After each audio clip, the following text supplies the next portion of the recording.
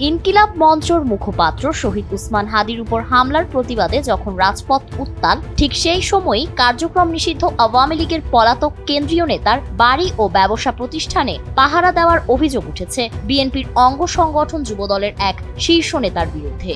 আর এই অভিযোগের জের ধরেই কারণ দর্শানোর নোটিশ পেয়েছেন মাদারীপুর জেলা যুবদলের আহ্বায়ক ফারুক হোসেন ব্যাপারী।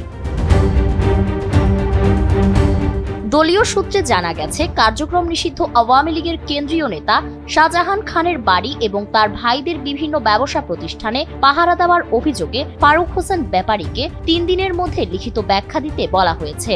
কেন্দ্র থেকে পাঠানো শোকজ নোটিশে তার সাম্প্রতিক কর্মকাণ্ডে দলীয় শৃঙ্খলা পরিপন্থী হিসেবে উল্লেখ করা হয়েছে।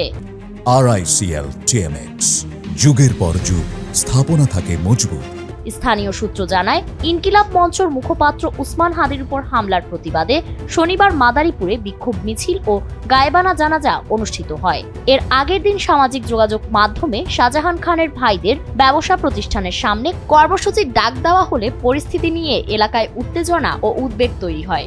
এ সময়ই আলোচনায় আসে ওইসব স্থাপনায় পাহারার বিষয়টি।